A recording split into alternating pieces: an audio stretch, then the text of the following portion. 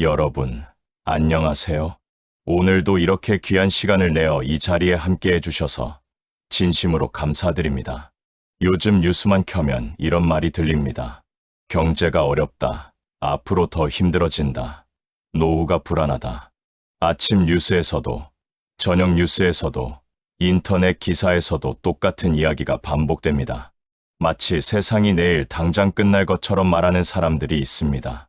전문가라는 사람들이 나와서 복잡한 용어를 쓰며 불안을 조장합니다. 경기 침체, 금리 인상, 인플레이션, 스태그플레이션. 듣기만 해도 머리가 아픈 단어들입니다. 그런데요, 제가 오늘 드리고 싶은 말씀은 조금 다릅니다. 아니, 많이 다릅니다.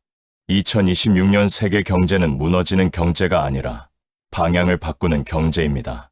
이것은 단순한 위로가 아닙니다. 사실에 근거한 이야기입니다.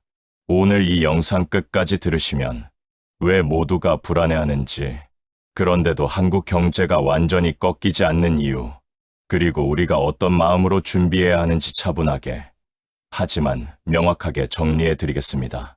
여러분이 이 영상을 다 보시고 나면 적어도 막연한 불안은 줄어들 것입니다. 그리고 무엇을 해야 할지 조금 더 명확해질 것입니다. 이 뒤에 나오는 이야기가 가장 중요한 핵심입니다. 잠시만 더 함께 해주세요. 2026년 세계 경제의 가장 큰 특징은 느린 성장입니다. 이것은 여러 데이터에서 확인됩니다.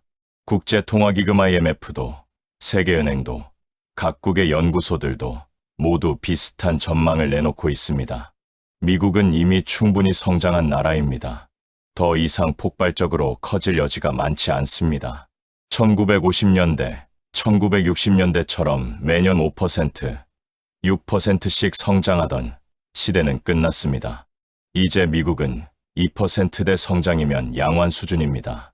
유럽은 어떻습니까? 고령화와 재정 부담이 큽니다. 젊은 사람은 줄어들고 연금 부담은 늘어만 갑니다. 독일도, 프랑스도, 이탈리아도 비슷한 문제를 안고 있습니다. 에너지 가격도 불안정하고 우크라이나 전쟁의 여파도 여전히 남아 있습니다. 중국은 어떻습니까? 예전처럼 두 자릿수 성장은 어렵습니다. 부동산 거품이 꺼지고 인구도 줄어들기 시작했습니다. 한 자녀 정책의 후유증이 이제 본격적으로 나타나고 있습니다.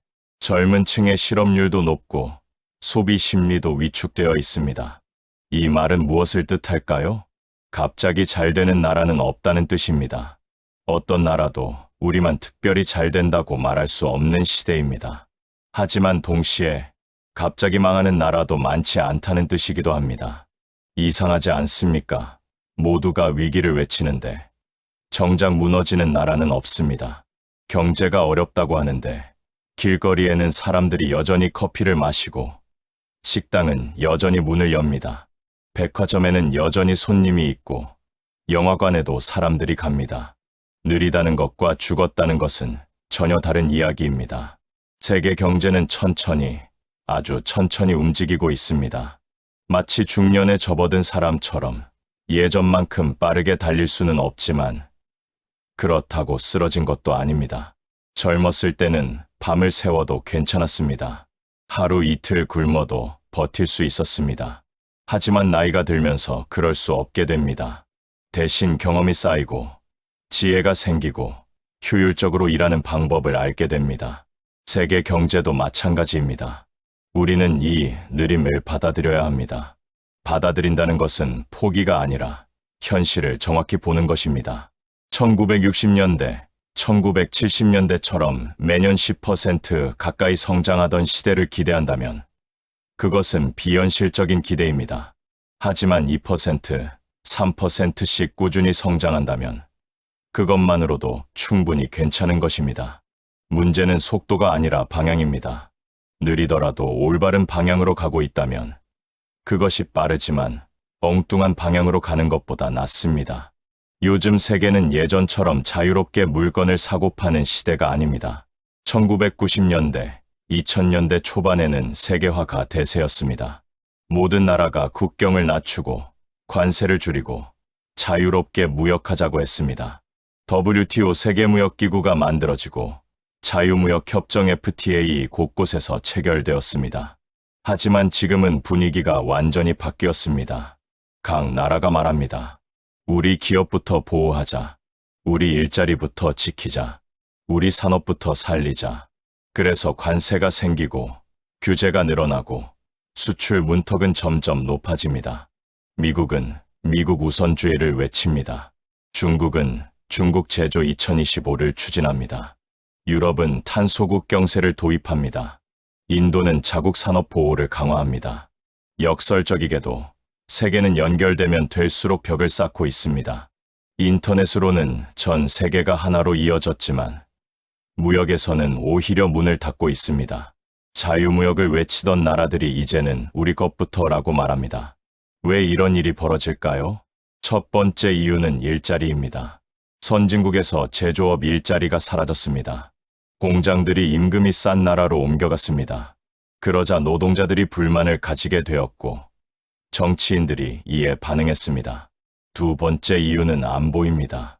코로나19 팬데믹을 겪으면서 모든 것을 다른 나라에 의존하는 것이 위험하다는 것을 깨달았습니다. 마스크도, 백신도, 반도체도 스스로 만들 수 있어야 한다는 생각이 퍼졌습니다. 세 번째 이유는 기술 경쟁입니다. 특히 미국과 중국 사이의 기술 패권 경쟁이 치열해지면서 전략 기술은 절대 나눠줄 수 없다는 분위기가 생겼습니다. 한국처럼 수출로 먹고 사는 나라는 이 변화가 부담이 될 수밖에 없습니다.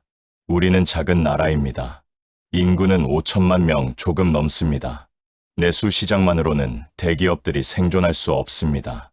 반드시 밖으로 물건을 팔아야 합니다. 자동차를 만들어도 해외에 팔아야 하고, 반도체를 만들어도 해외에 팔아야 하고, 스마트폰을 만들어도 해외에 팔아야 합니다. K-팝도, K-드라마도 해외에서 인기를 얻어야 산업이 성립됩니다. 그런데 그 밖으로 나가는 길에 벽이 생기고 있습니다. 관세가 오르고 인증 절차가 까다로워지고 각종 규제가 늘어나고 있습니다. 그럼 끝일까요? 한국은 이제 힘들어질 일만 남았을까요? 아닙니다. 그런데 여기서 한국에게 유리한 흐름이 하나 등장합니다. 세계 경제가 느려도 유독 돈이 몰리는 분야가 있습니다. 바로 AI와 반도체입니다. 이건 일시적인 유행이 아닙니다. 1900년대 초에 전기가 등장했을 때, 1920년대에 자동차가 보편화되었을 때, 1990년대에 인터넷이 확산되었을 때와 같은 수준의 변화입니다. 전기가 없는 세상을 상상할 수 있습니까? 자동차가 없는 현대 사회를 상상할 수 있습니까? 인터넷이 없는 지금의 생활을 상상할 수 있습니까? AI와 반도체도 마찬가지입니다. 앞으로 수십 년을 책임질 산업입니다. 모든 나라가 이 분야에 투자하고 있습니다. 미국도, 중국도, 유럽도, 일본도 마찬가지입니다. 미국은 반도체 공장 유치에 수백억 달러를 쏟아붓습니다. 중국은 자체 반도체 개발에 엄청난 자금을 투입합니다. 유럽도 반도체 자립을 선언했습니다. 왜 이렇게까지 할까요? 왜냐하면 AI와 반도체가 없으면 미래가 없다는 것을 알기 때문입니다. 자율주행차도 반도체가 필요합니다. 스마트 공장도 반도체가 필요합니다. 의료기기도, 무기체계도, 우주산업도 모두 반도체가 필요합니다. AI는 어떻습니까? 이미 우리 삶 곳곳에 들어와 있습니다. 검색도, 추천도, 번역도, 사진 편집도 AI가 합니다. 앞으로는 진료도, 법률 자문도, 투자 조언도 AI가 할 것입니다. 그리고 한국은 이 분야에서 아직 강점을 가진 나라입니다. 삼성전자는 메모리 반도체에서 세계 1위입니다. SK하이닉스도 마찬가지입니다. 이 두 회사가 세계 메모리 반도체 시장의 70% 이상을 차지합니다. 이것은 하루아침에 만들어진 경쟁력이 아닙니다. 수십 년 동안 기술을 축적하고 인재를 양성하고 공정을 개선한 결과입니다. 역설적으로 세계가 보호무역을 하면 할수록 기술력이 있는 나라는 더 강해집니다. 왜냐하면 기술은 쉽게 베낄 수 없기 때문입니다. 관세를 올려도 규제를 만들어도 필요한 기술은 결국 사야 합니다. 대체할 곳이 없으니까요. 물론 경쟁은 치열합니다. 중국도 반도체 자립을 추진하고 있고 미국도 본토 생산을 늘리고 있습니다. 하지만 기술 격차는 여전히 존재합니다. 최첨단 반도체를 만드는 기술은 여전히 한국, 대만, 미국 정도만 가지고 있습니다. 그래서 세계 경제가 둔화되어도 한국 경제가 완전히 주저앉지 않는 이유가 여기에 있습니다. 반도체와 AI가 버팀목 역할을 하고 있습니다. 하지만 한 가지 더 말씀드려야 할 것이 있습니다. 여기서 중요한 질문이 나옵니다. 그런데 왜 나는 이렇게 힘들까? 한국 경제가 나쁘지 않다면, 반도체가 잘 팔린다면, 수출이 선방한다면, 왜 우리 삶은 이렇게 팍팍할까요? 이것은 많은 분들이 느끼는 의문입니다. 뉴스에서는 경제가 괜찮다고 하는데, 내 통장 잔고는 줄어들고, 카드 청구서는 늘어납니다. 이유는 간단합니다. 금리는 쉽게 내려가지 않고 물가는 천천히만 내려옵니다. 한국은행이 기준금리를 조금씩 낮추고는 있지만 여전히 높은 수준입니다. 이에 3년 전만 해도 1% 초반이던 금리가 지금은 3% 중반입니다. 대출이 있는 분들은 이자 부담이 큽니다. 주택담보대출, 전세자금대출, 신용대출, 이자만 내기도 벅찹니다. 물가는 어떻습니까? 정전보다는 내려왔지만 여전히 높습니다. 식료품 가격을 보십시오. 삼겹살, 계란, 채소, 예전보다 훨씬 비쌉니다. 외식비도 올랐습니다. 커피 한 잔 값도 올랐습니다. 교통비도 올랐습니다. 버스비, 지하철비, 택시비 모두 올랐습니다. 의료비도 부담입니다. 비급여 항목이 많아서 병원 한 번 가면 큰 돈이 나갑니다. 월급은 그대로인데 모든 것의 가격이 올랐습니다. 반어적으로 말하자면 경제 전체는 괜찮아도 개인은 힘들 수 있습니다. 왜냐하면 경제 성장의 혜택이 모두에게 고르게 가지 않기 때문입니다. 반도체 회사가 돈을 벌어도 그 돈이 내 주머니로 들어오는 건 아닙니다.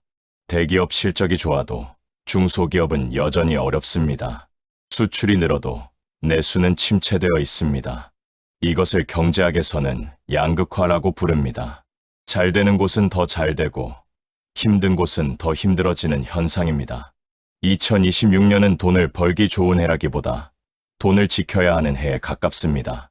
공격적으로 투자할 때가 아니라 방어적으로 자산을 관리해야 할 때입니다. 빚을 줄이고 저축을 늘리고 불필요한 지출을 줄여야 할 때입니다. 여기서 많은 분들이 불안해합니다. 그럼 나는 어떻게 해야 하나? 지금 뭘 해야 하나? 투자는 해야 하는 거 아닌가? 이대로 있으면 뒤처지는 거 아닌가? 지금부터가 오늘 영상에서 가장 중요한 부분입니다. 이제 한국은 수출 하나만 바라보고 갈 수 없습니다.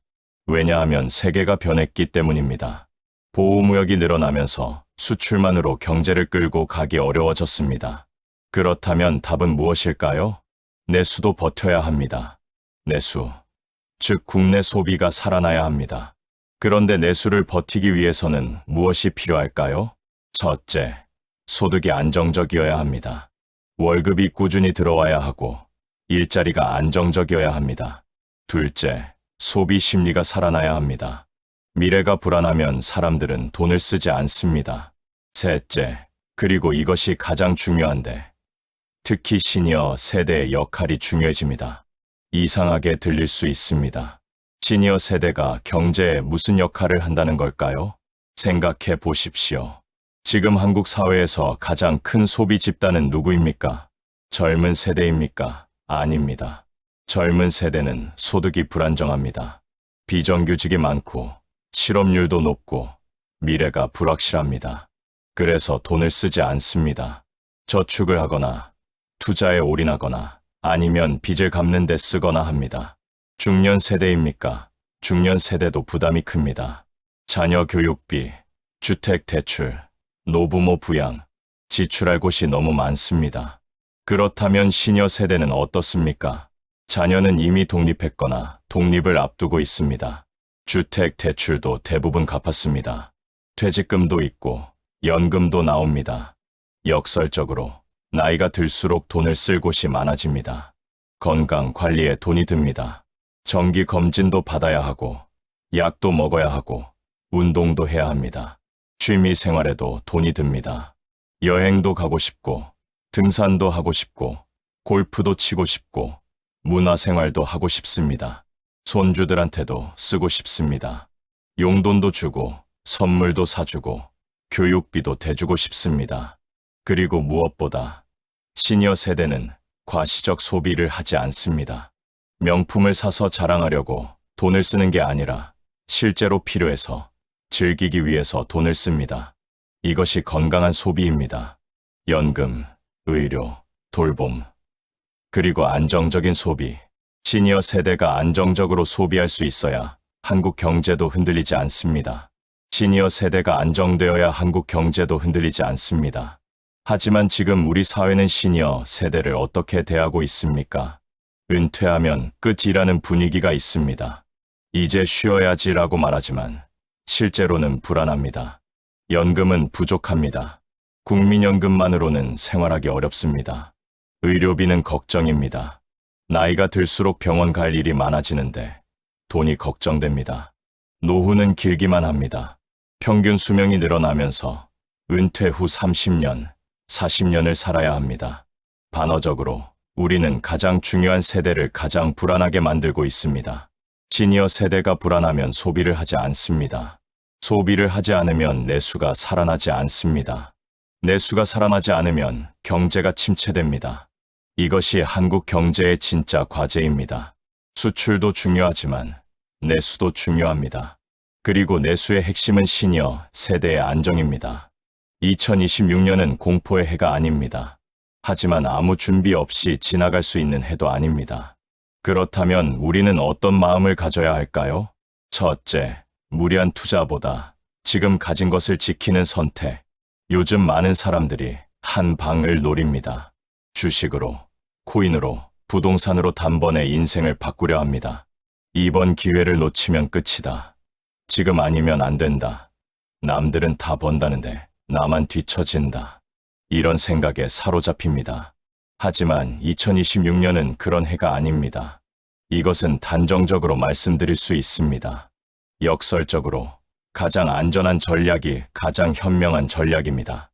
지금 가진 자산을 지키고 안정적인 수입을 유지하고 불필요한 빚을 줄이는 것. 이것이 가장 현실적인 경제 전략입니다. 예금이나 적금이 재미없어 보입니까? 연 5% 정도의 수익이 보잘것없어 보입니까? 그렇지 않습니다. 원금을 잃지 않으면서 5%의 수익을 내는 것은 훌륭한 투자입니다. 10년이면 원금이 1.5배가 됩니다. 20년이면 2배 이상이 됩니다. 주식에서 50%를 벌 수도 있지만 50%를 잃을 수도 있습니다.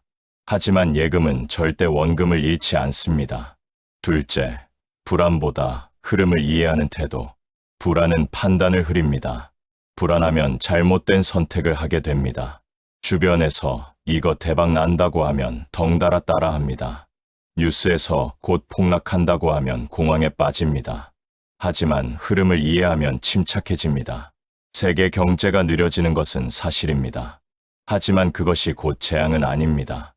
한국 경제에 도전이 있는 것도 사실입니다. 하지만 완전히 무너지는 것은 아닙니다.